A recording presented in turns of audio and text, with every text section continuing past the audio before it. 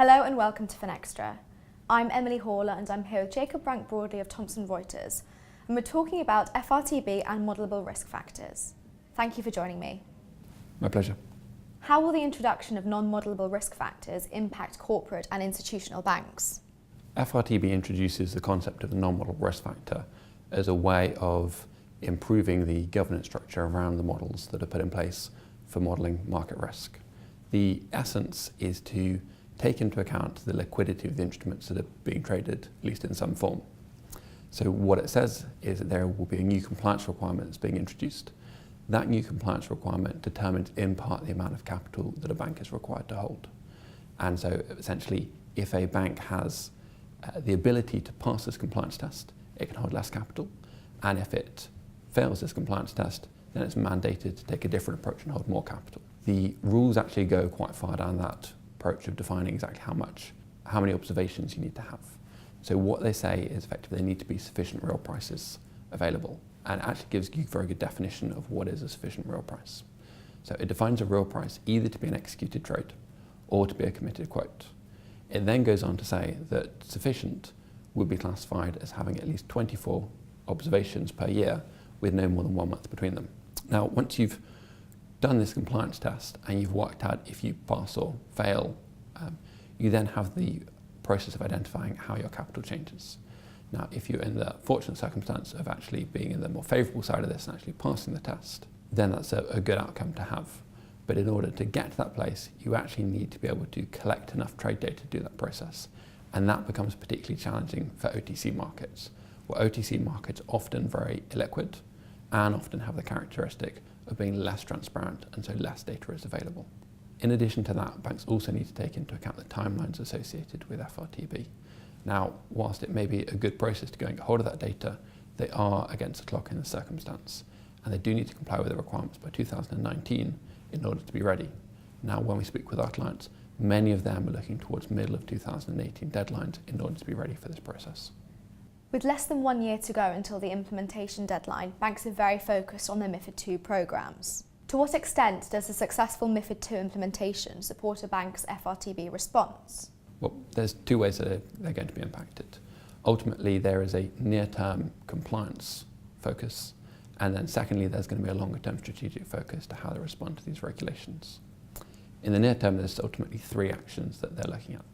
The first one is they need to link instruments or trades to risk factors. And that's never been done before. This is a completely new requirement they're not familiar with. So an exercise needs to be undertaken to do that. And for those large banks, this can be a particularly large and onerous task. Once that's been conducted, or potentially in conjunction, banks then need to do the process of identifying where they're actually going to get these executed trades from.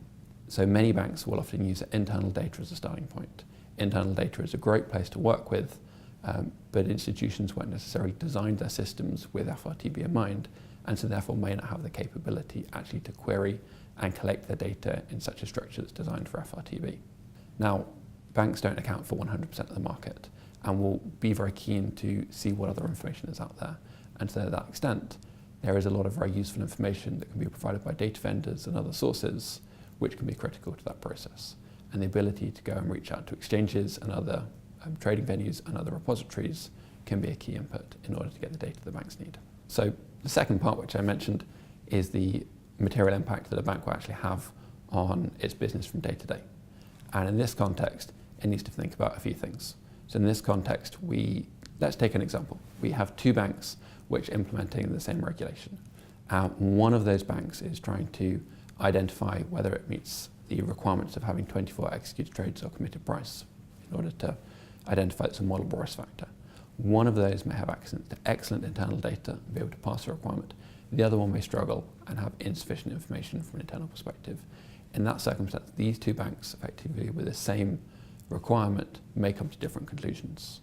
Now, the bank that can pass and classify its risk factor as modelable may be in a position to hold less capital, and the bank that doesn't pass may have to hold extra capital against that.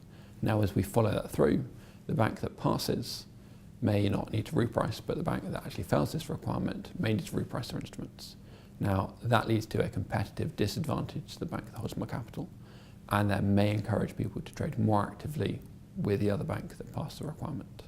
So in the longer run, this could have more strategic implications with who is a stronger or weaker trading participant in the market and the level of overall liquidity which is available for participants in the market. So how do you think the market will evolve beyond MiFID II and FRTB? FRTB and MiFID II weren't necessarily designed to be implemented hand in hand, but there's actually some excellent synergies between the two pieces of regulation. FRTB is looking for a source of executed trade data or committed quote data, and MiFID II ultimately can be that source. And at the heart of MiFID II is around the transparency that is going to be mandated for European markets. And so what MiFID II mandates is the introduction of transparency in equity markets, which is already there, but also bond markets and derivative markets. And so going forward, clients and the rest of the market will have access to a huge wealth of new data. Now, using these post-trade reports could be an excellent means by which to meet the FRTB obligations for multiple risk factors. And the primary reason for that one is the fact that the industry is already investing incredibly heavily in putting infrastructure in place to do this. And in addition to that, the regulation mandates price controls over the distribution of this data. Jacob, thank you very much. My pleasure. Thank you for watching.